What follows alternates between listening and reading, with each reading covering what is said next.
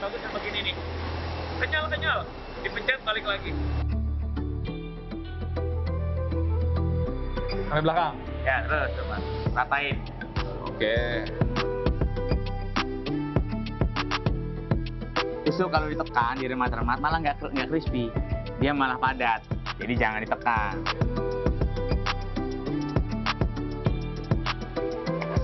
Mengikol.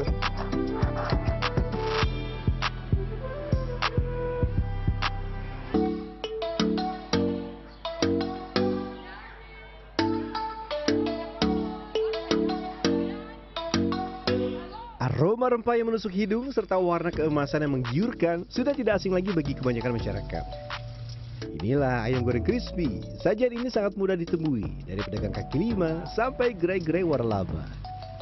Tapi di balik kulitnya yang gurih dan teksturnya yang renyah, tersembunyi cerita panjang tentang ketekunan dan konsistensi dalam meracik rasa. Sekilas tampak sederhana ya, hanya 3 bahan utama, ayam, tepung, dan minyak goreng. Tapi rantai panjang produksi dimulai jauh sebelumnya. Di sini, di rumah potong ayam. Udah lihat kan, sepotong ayam lezat yang menggugah selera. Tapi perjalanannya sangat panjang, dimulai dari sini. Ayam-ayam yang berkualitas. Kali ini saya berada di rumah potong ayam di kawasan Cikupa, Kabupaten Tangerang, Banten. Sesaat setelah turun dari truk, ayam-ayam ini tidak langsung disembelih. Ayam-ayam dicek dulu kesehatannya, ditimbang, lalu diistirahatkan. Ya, proses diangin-anginkan dengan bantuan kipas ini penting untuk menurunkan suhu tubuh dan mengurangi stres pada ayam. Tujuannya ya satu, menghasilkan daging ayam yang lebih lembut.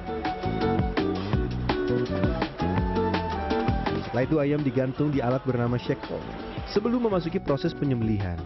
Penyembelihan juga dilakukan sesuai standar halal. Selanjutnya ayam direndam dalam air bersuhu sekitar 60 derajat Celcius.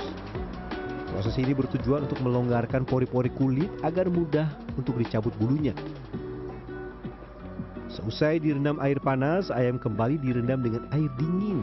Setelah dia proses pencabutan dulu, dia harus didinginkan supaya kualitasnya tetap terjaga. Misalkan dia panas terus gitu Pak, dampaknya gimana tuh? Pertumbuhan mikrobiologi pada daging ayam akan cepat meningkat, Pak. Ya, tindakan ini dilakukan untuk menghentikan pematangan daging, mencegah terkontaminasi bakteri, dan mempertahankan kesegaran ayam. Coba kita cek suhunya, Pak. Boleh. Suhunya 2,7, Pak. 2,7 ya? Ya. Ini 2,7 suhunya. Emang kalau suhu maksimal berapa, Pak? Suhu maksimal kita standarnya di 4 derajat, Pak. Suhu maksimal 4 derajat? 4 derajat. Jadi produk kita suhunya harus di bawah 4 derajat. Setelah itu, ayam-ayam ini masuk ke dalam proses penyortiran bobot dan dipisahkan berdasarkan berat. Ada yang 6 ons, 7 ons, 8 ons, 9 ons, hingga 1 kilogram. Pak Joseph, ini Ya. namanya proses apa Pak Joseph? Ini namanya proses grading, Pak. Ini untuk menentukan ukuran ayam sesuai dengan yang kita tentukan. Agar kualitas selalu terjaga, proses penyortiran bobot harus dilakukan dengan cepat untuk menjaga suhu ayam tetap stabil.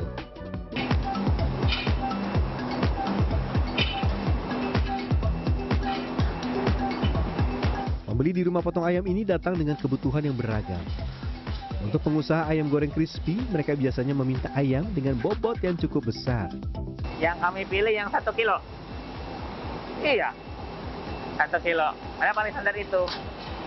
Paling pas kalau buat majikan. Jadi ukurannya nggak terlalu kecil, digoreng juga besar hasilnya. Ukuran potongan akan bervariasi sesuai dengan pesanan pelanggan.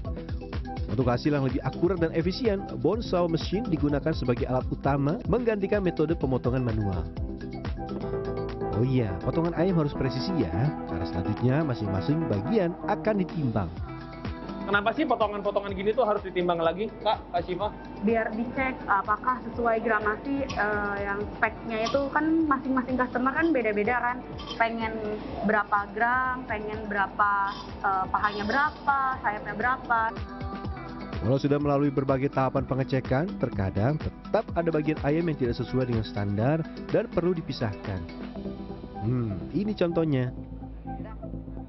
Ini kita sebut dengan ayam memar ya Pak ya, karena di sini biasanya ada banyak faktor. Biasanya di kandang itu mungkin pada saat penangkapan terlalu keras, jadinya menyebabkan memar-memar di dalam gitu. Atau pada saat ayam dikirim terjadi benturan-benturan antara ayam dengan ayam ya Bapak Ibu.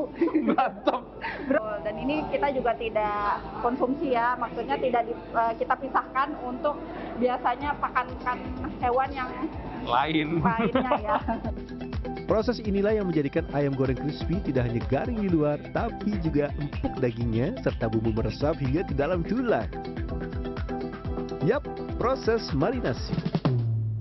Ini gini. Ya, agak deketin lagi. Oh, siap-siap. Terus, Sampai belakang. ya terus teman, ratain. Oke.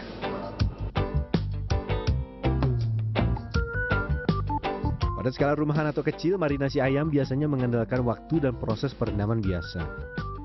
Berbeda halnya dengan skala industri. Teknik vakum udara dipilih agar bumbu dapat menembus pori-pori ayam secara lebih efektif dalam waktu relatif singkat. Yang pasti yang harus udah ada ya, garam otomatis tuh harus. Kedua cabai bubuk. Tapi terlalu banyak supaya nggak terlalu pedas. Kemudian lada putih harus ada. Setelah kurang lebih 8 menit, tada, bumbu sudah meresap sempurna. Satu kemasan dikembalikan 1 ekor lagi, isi 10 potong. Kayak tadi.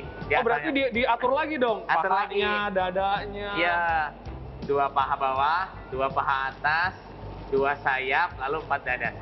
Ayam yang sudah melewati proses marinasi dan pengepakan kemudian didistribusikan ke berbagai lokasi tenan ayam goreng crispy di penjuru Indonesia. Proses pengiriman dan penyimpanan dirancang sedemikian rupa agar suhu ayam tetap terjaga pada titik beku. RPA kita langsung menyimpan di cold storage buat nanti didistribusikan ke tenan-tenan yang lebih kecil. Lumayan 25 kilo. Olahraga. Ada satu yang tidak boleh terlupa ketika membuat ayam goreng crispy. Ayo, siapa yang bisa menebak? Yap, bumbu tepung. Dan campuran beragam bahan inilah yang akan membuat ayam goreng menjadi begitu renyah dan garing. Tepung terigu dicampur dengan penyedap rasa, garam, bawang putih bubuk, tepung tapioka, serta cabai bubuk. Tepung tapioka kita pakai kurang lebih 10%-an dari komposisi formula. Kenapa tetap harus pakai tepung tapioka Jadi gini, tersebut? kalau Mas makan ayam itu kan kriuk ya, ada apa mekarnya itu. Kalau kita nggak pakai tapioka tuh udah rontok. Saat agak habis digoreng kering dikit rontok. Kalau pakai tapioka itu untuk mengikat itu.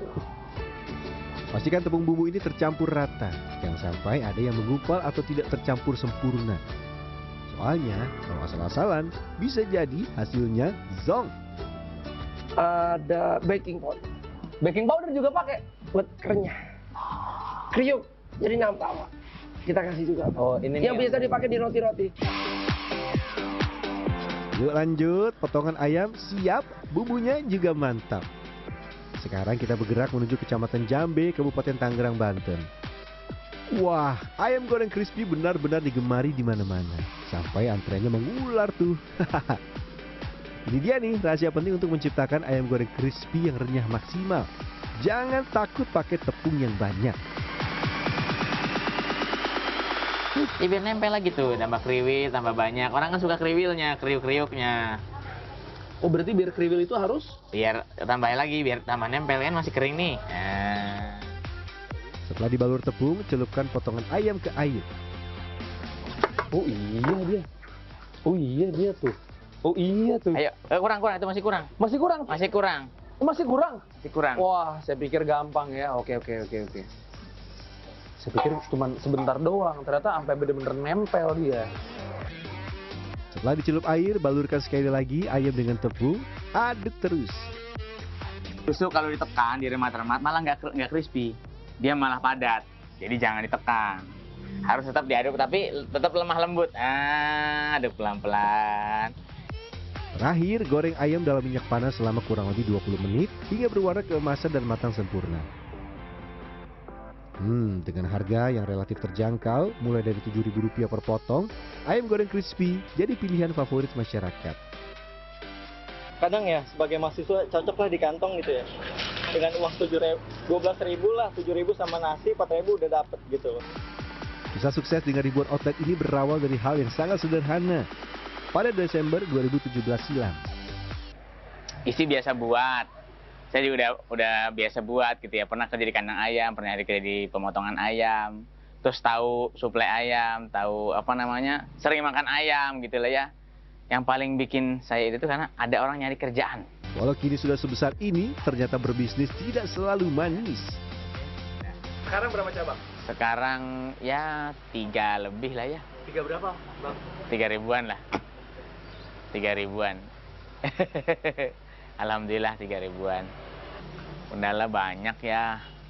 Kadang ayamnya mahal, ayamnya naik gitu kan, susah barang, begitu jadi kendala. Kedua, kalau misalnya musimnya orang nggak punya duit, beli ke kita kan juga kurang, karena namanya masyarakat kan ya. Pukul 4 sore jadi tanda buat saya ambil waktu sejenak. Sebelum malam pesanan datang bertubi-tubi, perut saya butuh diisi.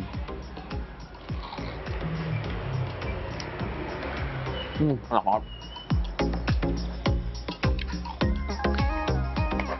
Bumbunya coy.